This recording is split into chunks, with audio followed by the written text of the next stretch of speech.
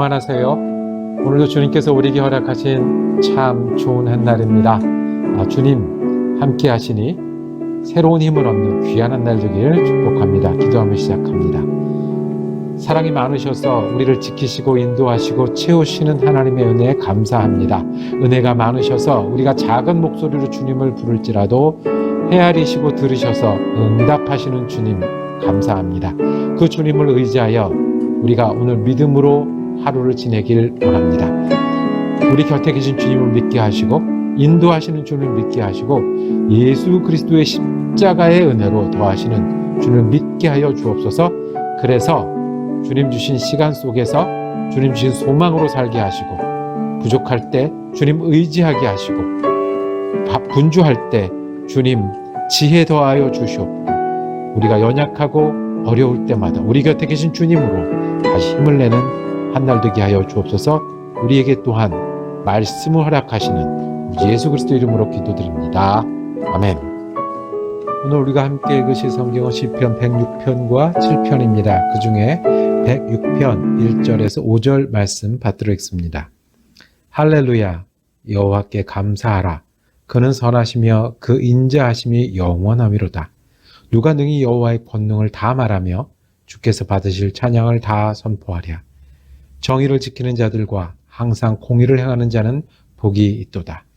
여호와여, 주의 백성에게 베푸시는 은혜로 나를 기억하시며 주의 구원으로 나를 돌보사 내가 주의 택하신 자가 형통함을 보고 주의 나라의 기쁨을 나누어 가지게 하사 주의 유산을 자랑하게 하소서. 아멘. 오늘 함께 읽으실 말씀을 중심으로 어제의 하나님 그리고 오늘의 하나님이라고 제목을 정하고 은혜 나누기를 원합니다.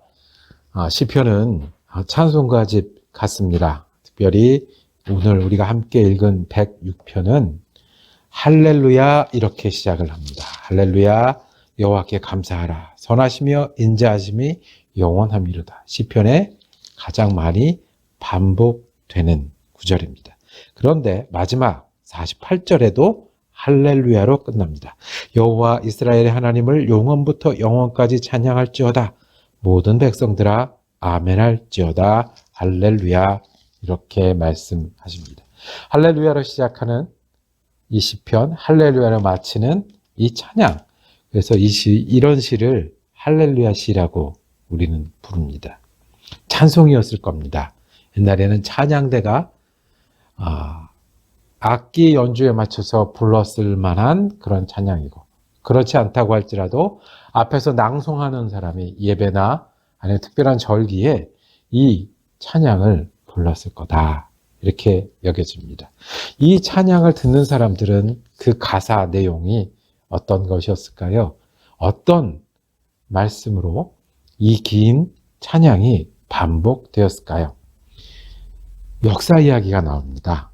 이스라엘이 어떻게 하나님의 백성이 되고 하나님의 백성으로 살아왔는지, 그래서 출애굽 때부터 포로로 다가가서 돌아오는 그때까지 이 역사 이야기를 반복하고 있습니다.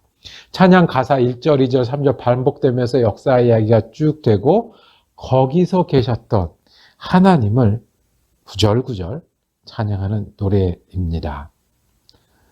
이 찬양을 들으면서 이스라엘 백성들은 자기 이야기를 들을 때 어떻게 들었을까요? 어떤 노래로 가슴을 울렸을까요? 이스라엘 백성이 그랬을 겁니다.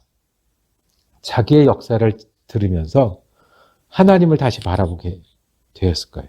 하나님이 계시니 우리가 그냥 편하게 앉아있고 우울하게 그냥 쓰러져 있고 대충 시간을 보낼 수 없고 그 하나님의 음성이 우리에게 들리는 듯하고 과거의 역사가 반복되는 듯해서 멈출 수 없었을 거예요. 3절에 이렇게 노래합니다.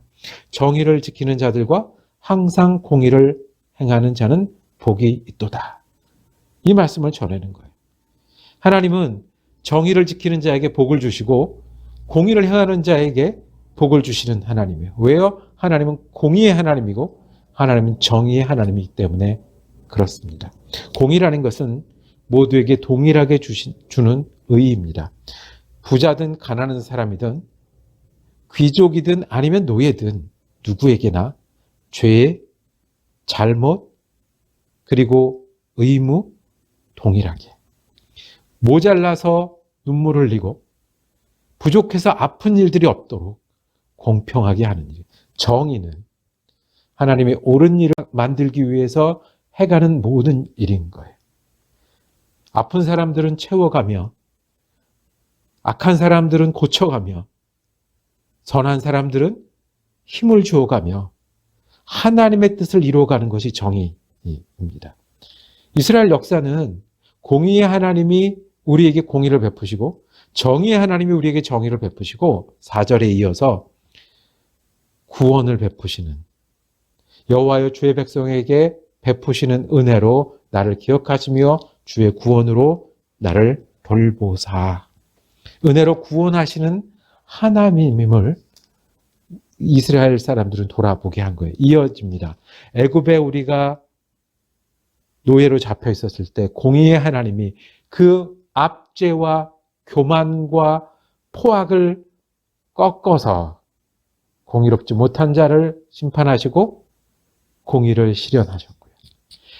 또 그 하나님이 우리도 광야를 걸으면서 하나님을 잊어버리고 욕심을 내고 하나님을 시험하고 우상을 섬길 때 하나님은 하나님의 뜻을 이루어가는 하나님의 의를 이루기 위해서 광야에서 사람들이 엎드러지게도 하고 하나님의 경로로 이스라엘 백성들이 올무에 갇히기도 하고 다른 이방의 손에 넘기기도 하셨다고 정의 하나님을 말씀합니다. 그러면서 44절이 이어집니다. 여호와께서 그들의 부르짖음을 들으실 때 그들의 고통을 돌아보시고 은혜로 돌아보시고 구원하시고 그들을 위하여 언약을 기억하시고 그 크신 인자하심을 따라 구원하셨다고 고백합니다. 이스라엘 역사를 돌아보는 백성들의 찬양입니다. 우리의 찬양도 여기 있습니다.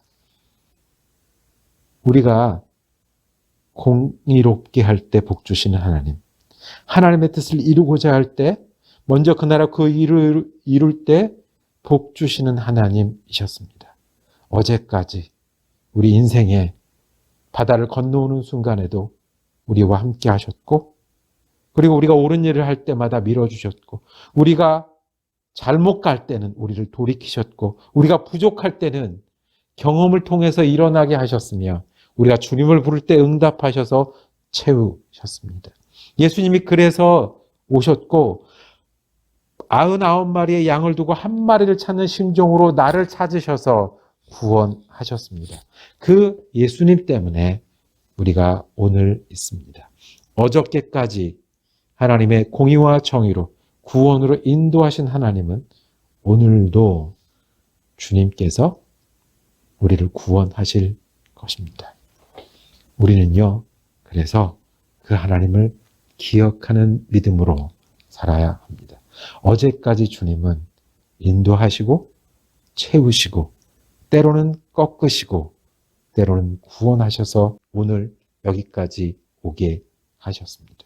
그리고 그 하나님은 오늘 우리의 또 공의와 정의를 행할 때 복을 주시며 우리가 주님을 부를 때 구원하여 주셔서 내일에도 우리 하나님이 되실 것입니다.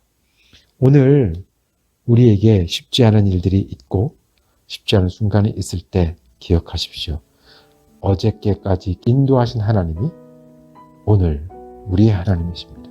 그 하나님은 오늘도 우리를 구원하실 겁니다.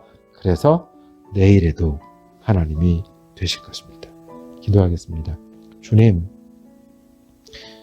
우리에게 닥쳐진 일이 힘이 들 때, 우리가 만나는 사람들이 어려울 때, 그리고 우리 마음이 연약해질 때 우리가 하나님을 향합니다. 이제까지 우리를 인도하시고 채우셨던 하나님이 계시기에 오늘도 그 믿음으로 우리가 힘을 내며 살아가기를 원합니다. 내 일보다 내 사람들보다 크신 하나님이 오늘도 우리의 구원의 하나님이 되어 주시옵소서. 우리 주 예수 그리스도 이름으로 기도드립니다. 아멘.